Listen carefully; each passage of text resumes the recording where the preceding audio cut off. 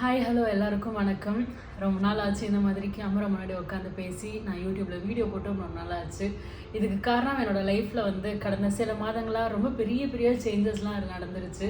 டக்குன்னு ஏதோ கண்ணு மூடி நடக்கிறதுக்குள்ளே லைஃபே மாறின மாதிரி இருக்குது.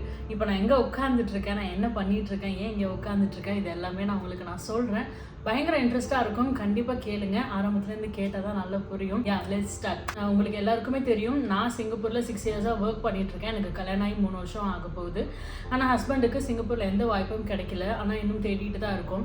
ஸோ நான் யாரெல்லாம் பார்க்குறேனோ எல்லாருக்கிட்டையுமே வந்து என் ஹஸ்பண்டுக்கு ஏதாவது ஜாப் இருந்தால் ரெஃபர் பண்ணுங்கன்னு சொல்லி கேட்டுகிட்டே இருப்பேன். 3 வருஷம் முன்னாடி சைட்டில் என் கூட வேலை பார்த்த ஒரு அண்ணா மெயின் கானில் இருந்தாங்க. நான் சப்கானாக இருந்தேன். அந்த அண்ணா பேர் ஆண்ட்ரஸன் அண்ணா. ஏதாவது என் ஹஸ்பண்டுக்கு வேலை இருந்தால் சொல்லுங்கள் அப்படின்னு சொன்ன உடனே அவர் என்ன சொல்லிட்டாரு, டக்குன்னு நீ நாளைக்கு கிளம்பி வீட்டுக்கு வா, நம்ம பேசிக்கலாம் அப்படின்னு சொல்லிட்டாங்க. ஜூலை 12th மார்னிங் நான் கிளம்பி நான் அண்ணா வீட்டுக்கு போயிட்டு இந்த மாதிரி ஹரி ஜாபை பற்றி நிறைய பேசணும். அண்ணாவோட பசங்க கூடலாம் நான் விளையாண்டேன். அக்கா உமாக்கா இருந்தாங்க. உமாக்கா அன்னைக்கு தான் ஃபர்ஸ்ட் டைம் நான் மீட் பண்ணேன். எல்லாருக்கிட்டையும் ஜாலியாக நல்லா அப்படியே பேசிகிட்டே இருந்தேன். ஆக்சுவலாக ஹஸ்பண்டுக்கு வேலை கிடைக்கிறத தவிர என் லைஃப்பில் வந்து நிறைய பிரச்சனை இருக்குது. ஊர்லலாம் வந்து நிறைய ப்ராப்ளம்ஸ் இஷ்யூஸ்லாம் போயிட்டுருக்கு. எல்லாத்தையுமே நான் வந்து ஹேண்டில் பண்ணிகிட்ருக்கேன். எனக்கு வந்து என்னோட எல்லா பிரச்சனையும் எல்லா கஷ்டத்தையுமே அவங்கக்கிட்ட ஷேர் பண்ணணும்னு தோணுச்சு. நான் வந்து எல்லாத்தையும் கடன்னு ஷேர் பண்ண ஆரம்பிச்சிட்டேன். ஒரு லிமிட்டில் வந்து அழ ஆரம்பிச்சிட்டேன். என் மனசுக்குள்ளே இருந்த எல்லா பாரம் அழுத்தம் ரொம்ப நாளாக நான் யார்கிட்டையும் ஷேர் பண்ணாத வச்சுருந்த எல்லா பிரச்சனையும் வந்து எல்லாத்தையும் வெளியில் எடுத்து கொட்டிட்டேன். லைக் என் ஹார்ட்டுக்குள்ளே வந்து ஒரு பெரிய ஒரு ஜாருக்குள்ளே அப்படியே இறுக்கி வச்சுருந்த பால்ஸ் எல்லாத்தையும் அப்படியே எடுத்து தூர போட்ட மாதிரி இருந்துச்சு. அவங்க கிட்ட சொல்லும்போது சொல்லி முடிச்ச உடனே அக்காவும் அண்ணாவும் நிறைய ஆறுதல் எல்லாமே சொன்னாங்க.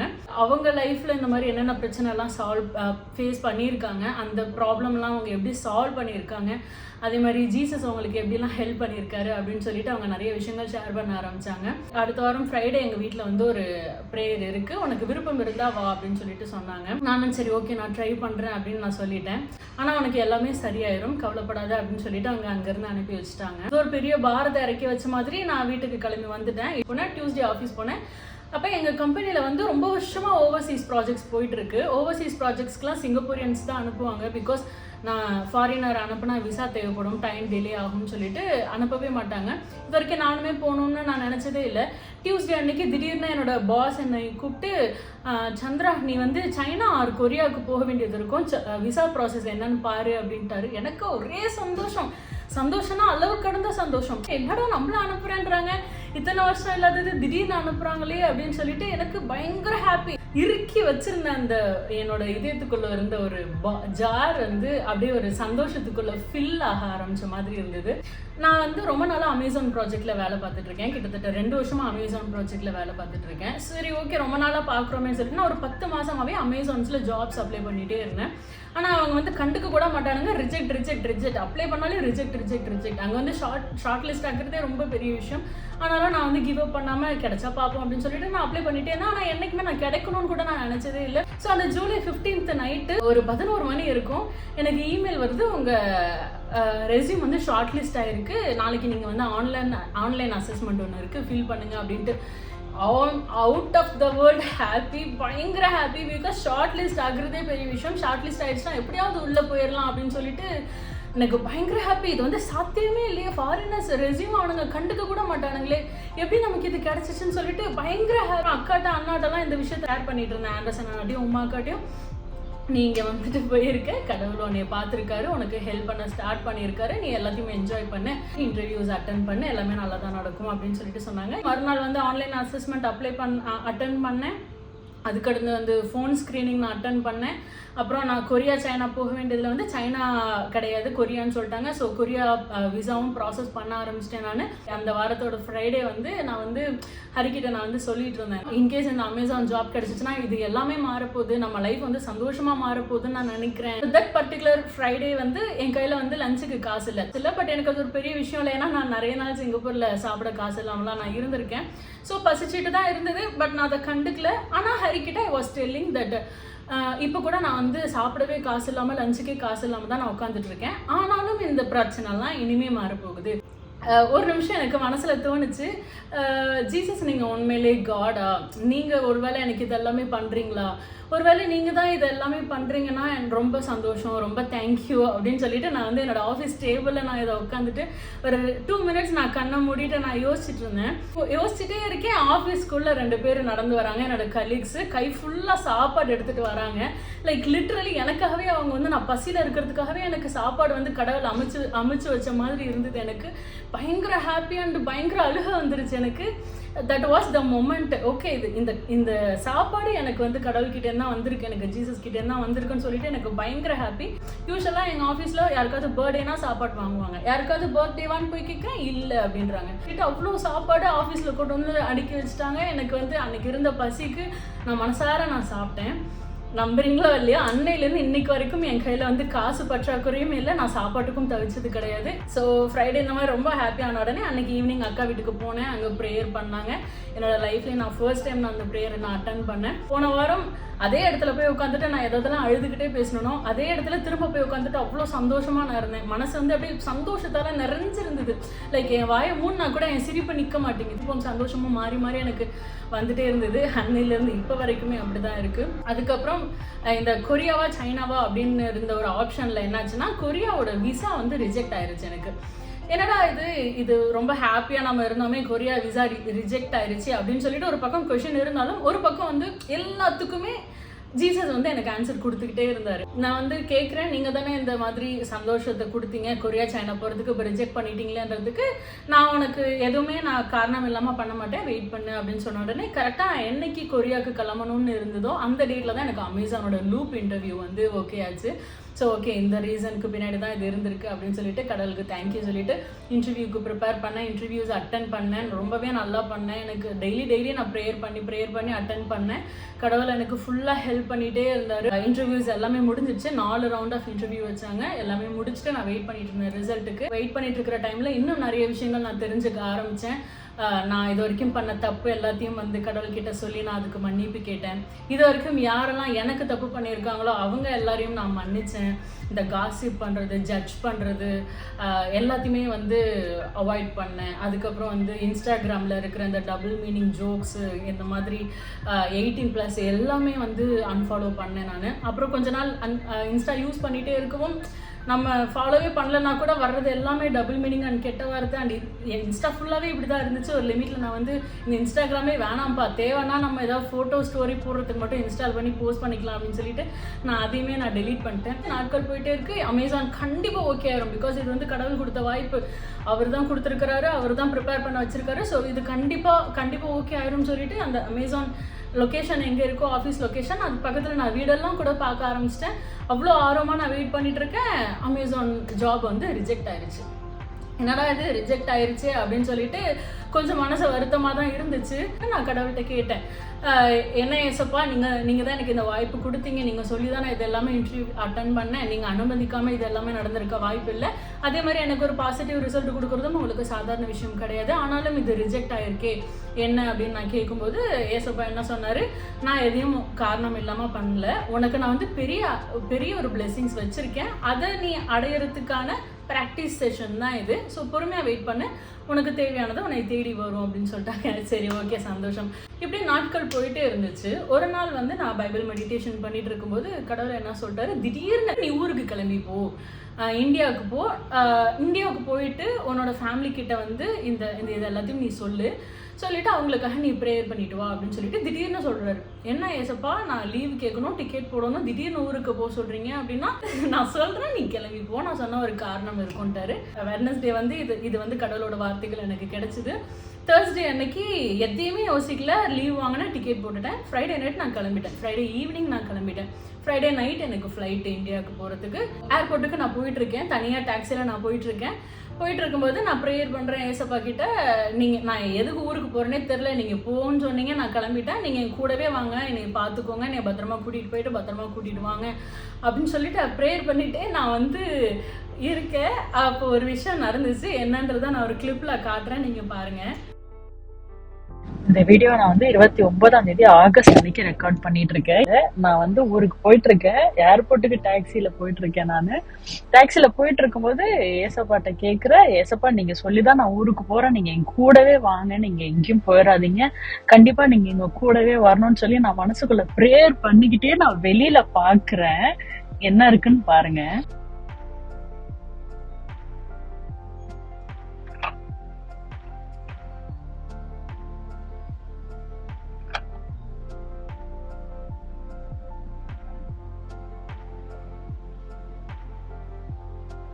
என்னால இது வந்து சத்தியமா நம்ப முடியல. எனக்கு வந்து சத்தியமா ஏசப்பா என் கூடயே வந்துட்டு இருக்கிறேன்னு சொல்லிட்டு நான் கேட்ட உடனே அவர் எனக்கு காமிக்கிறாரு. இன்னைக்கு நான் இப்ப இந்த மொமெண்ட்ல இருக்கிற சந்தோஷம் வரையும் உலகத்துல நான் சந்தோஷமா இருந்தவே கிடையாது. எனக்கு அவ்வளோ சந்தோஷமா இருக்கு.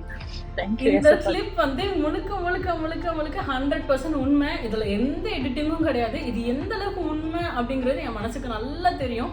இதை நீங்க கமெண்ட்ல வந்து யாராவது எடிட்டிங்னு சொல்லி கலாய்ச்சா கூட எனக்கு பிரச்சனை இல்லை. பிகாஸ் அது எவ்வளவு உண்மை, அதுல இருந்து கிடைச்ச எனக்கு சந்தோஷம் வந்து அது என் மனசுல இருந்து போக வாய்ப்பே கிடையாது. ஹரி எப்போ வருவான், நாங்க எப்ப சேர்ந்து வாழ்வோம், இந்த காசு பிரச்சனை எல்லாம் எப்ப சரியாகும், கடனால எப்போ அடைக்கிறது, இஎம்ஐ எல்லாம் பே பண்ணணும், அம்மா அப்பா தங்கச்சின்னு சொல்லிட்டு என் மனசுல இருக்கிற எல்லா பிரச்சனையுமே எடுத்து நான் வந்து ஏசப்பா மேல வச்சுட்டேன். நான் எனக்கு வந்து லைஃப்ல இப்ப என்னன்னா எல்லாமே அவர் பார்த்துக்குவாரு. நான் என்னோட வேலை என்னன்னா அவரை நோக்கி அவர்கிட்டக்கே நான் நடந்து போய்கிட்டே இருக்கணும், அவ்வளவுதான். ஃபியூச்சரை நோக்கி பயம் இருந்துகிட்டே இருக்கும் இல்லையா? அந்த ஃபியூச்சரை நோக்கின பயம், ஃபியூச்சர் எல்லாத்தையும் அப்படியே மண்டையிலேருந்து கலட்டி, மனசுலேருந்து கலட்டி ஒரு பக்கம் அப்படியே ஏசப்பா மேலே தூக்கி வச்சுட்டு இன்னைக்கு வேலைக்கு போகிறோம், சாப்பிட்றோம், தூங்குறோம். சுத்தமாக ஒரு ஸ்ட்ரெஸ்ஸுங்கிறதே என் லைஃப்பில் போயிருச்சு. அந்த மாதிரி இருக்குது. டெய்லி என்கிட்ட பேசுகிறாரு. நான் வந்து அழாதுன்னு சொல்கிறாரு, என்னை காலை எழுப்பி விடுங்கன்னு சொன்னால் எழுப்பி விடுறாரு. நான் பேசுறது காதில் வாங்குறாரு, எனக்கு ரிப்ளை கொடுக்குறாரு, டெய்லி எனக்கு ரெஸ்பாண்ட் பண்ணுறாரு. அப்படின்றப்ப எனக்கு அதை தவிர வேறு எதுவுமே சந்தோஷமாக தெரியல. இத்தனை வருஷமாக கடவுள்கிட்ட வேண்டுறோம், கேட்குறோம், நடக்கும்னு நம்புகிறோம். எப்போ நடக்குமா நடக்காதா, இவ்வளோ கேள்விகள் இருந்துக்கிட்டே இருக்கும். இப்போ என்னன்னா ஏசப்பா கிட்ட ஒன்று கேட்டால் இது நடக்காது, இப்போ நடக்கும், இல்லை அப்புறம் நடக்கும், வெயிட் பண்ணாத, இல்லை இது நடக்காதுன்னு சொல்லிட்டு தெளிவாக பேசுகிறாரு, தெளிவாக கைட் பண்ணுறாரு. நம்ம யூஸ்வலாக அந்த டெசிஷன் மேக்கிங்லலாம் நமக்கு வந்து ஒரு ஆங்ஸைட்டி ப்ராப்ளம் இருக்கும்ல. இப்போ ஏசப்பா இருக்கிறதுனால என்ன ஆயிடுச்சுன்னா, ஒரு 3 கதவு இருக்குது. இந்த கதவுல எந்த கதவை திறக்கணும்னு தெரியாமல் நம்ம வந்து ஸ்டக்காகி நிற்கும்போது யாராவது ஒருத்தவங்க போய் உள்ளே எட்டி பார்த்துட்டு, இந்த கதவுல வந்து முதல்ல இருக்குது, இந்த கதவுக்குள்ளே வந்து சிங்கம் இருக்குது, இந்த கதவுக்குள்ளே வந்து பட்டர்ஃப்ளை இருக்குது, இது வழியாக போங்கன்னு சொன்னால் எப்படி இருக்கும்? அதே மாதிரி தான் அவர் பண்ணுறாரு. லிட்ரலி நான் எந்த டெசிஷன் எடுக்கணும், இதை இது பின்னாடி எந்த பிரச்சனையும் இல்லை அப்படின்னு சொல்லிட்டு ஒவ்வொரு விஷயத்துலையும் வந்து கூட இருந்து கைட் பண்ணிக்கிட்டே இருக்கிறாரு.